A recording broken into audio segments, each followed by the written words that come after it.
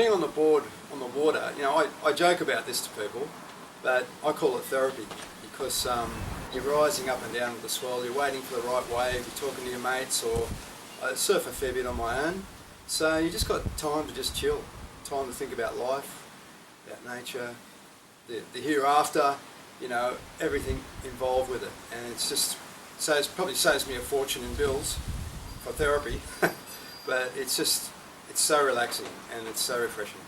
Yeah, I grew up in a beachside suburb of Sydney called Maroubra. Great place. I grew up in the Housing Commission. Parents bought our house in 1953. But they didn't buy it, they rented it from 1953 onwards. So I was born in 58, so just grew up in that beachside culture. Didn't have much, but we had the beach. A fat ride. Hopefully the wind doesn't get up too much, but it's a fat ride. Break it into a rip. I've gone in with the sunnies a few times. You look like an idiot. You walk back up the beach going, oh, put the sunnies on.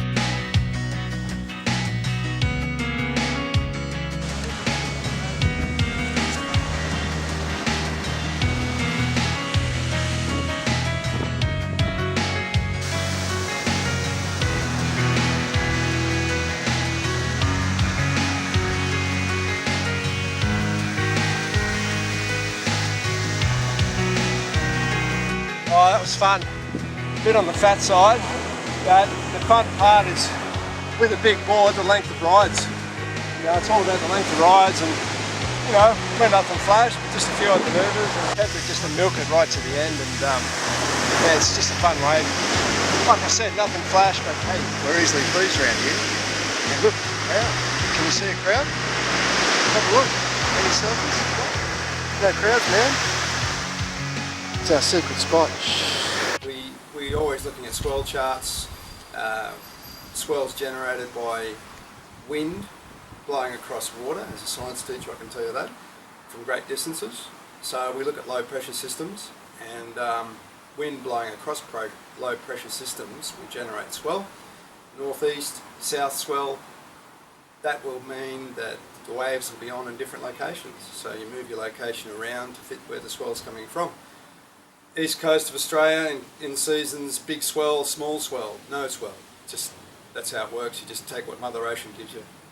In surfing, the key, obviously, is to catch a wave. So the surge of a wave is probably the most important part to know, you know, when to catch that and when to pop up, as we say in surfing. So it's hard to describe. It's like riding a push bike down a hill or something when you just start speeding up. And in surfing, as you paddle for a wave, you'll feel your board lift as the peak hits, and then all of a sudden you pop up and you're away. And it's just a thrill of just going on this downhill race and pulling a few manoeuvres on that face of a wave from the surge. It's just, it's a buzz. It's an addiction. With the ocean, I just love the unpredictability of it. Even now, when I'm approaching the ocean before having a look, the pulse quickens. You've got your board in your car, you're driving along, and when you're around the bend and you see the ocean, you think, oh, how good is this? Or, oh, no.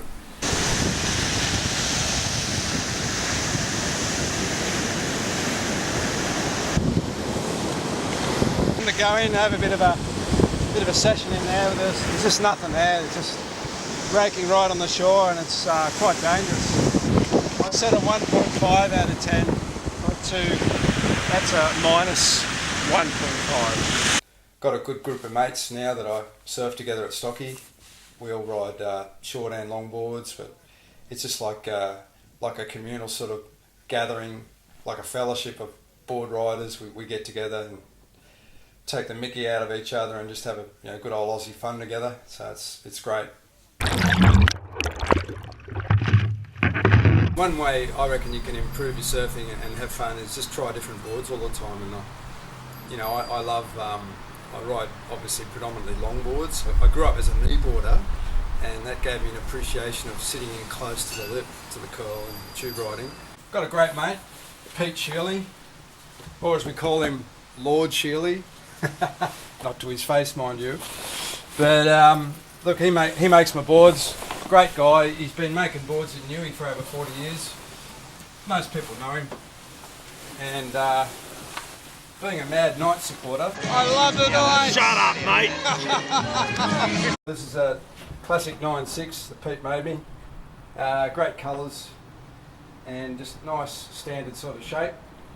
Great board, love it. This is, I call it a hybrid. It's a 6.6. This is her. So you can have a fin box with a big longboard fin in it on its own, small single, quad setup, or as it is now, a thruster setup. So great little board, turns on the top, goes like a rocket. Being an old knee boarder, I kept one of my boards. This is a 1974 George Greeno design skyboard. The funny part about this, when I show people, it looks like a modern shortboard now. Like I stand up on this and she goes like a rocket. Well, I was born and bred in Newcastle, grew up over in Hamilton. I've been surfing over 40 years now. I think it's become a part of my life, and virtually just gone through longboards, pre-66 to now.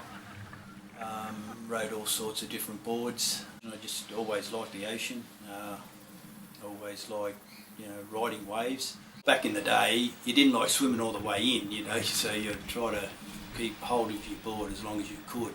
And, so that's one of the reasons I liked about surfing, because just riding the wave itself and just getting the most out of it you could possibly can, But yeah, this is my surf room and music room. The one up in the far corner with the music symbol on it is one of my first ones up there. It's a single fin double flyer pintail. One of my friends gave it to me. He found it on a garbage pickup.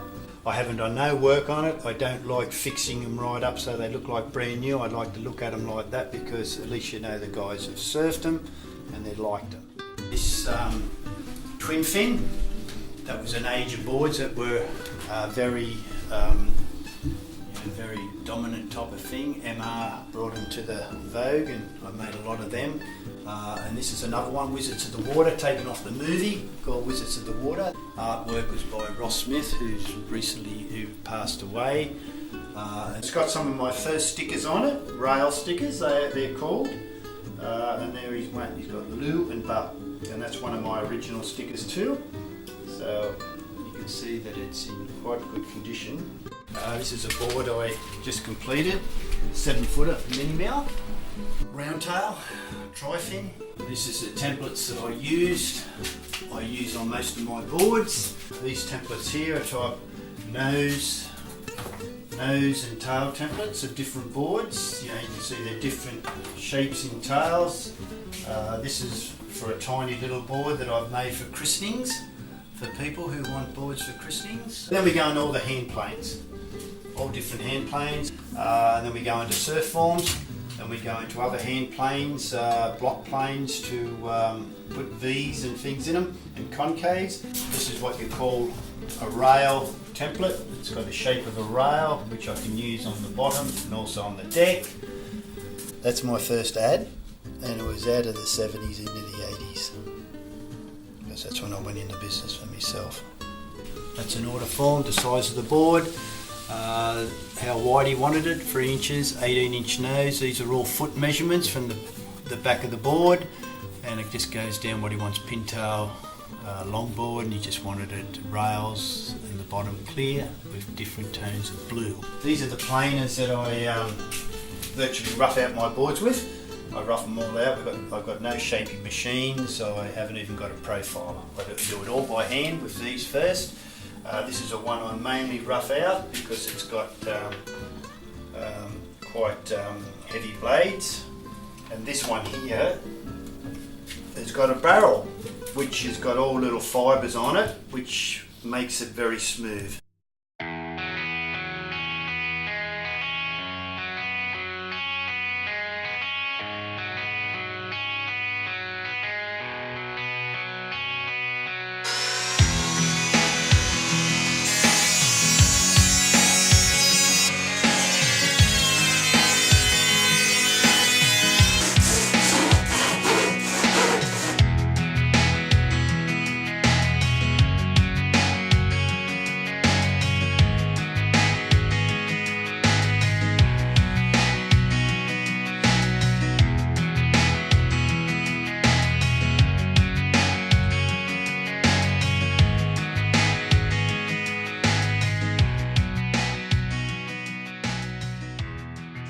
Here in Newcastle, do most of my surfing north of the river, and probably the best word to describe that is chill. And I say to young people, just relax, you know, like, don't worry about competing for waves or that. The waves will come. Just relax and enjoy yourself. And even little guys, I say the main thing is have fun. Have fun. If you're not having fun, find a way to have fun with it. And that's pretty important because you know, in a high stress society, you've got to find a way to release, and surfing is a release. And so that's my message a lot to young people, is just enjoy yourself.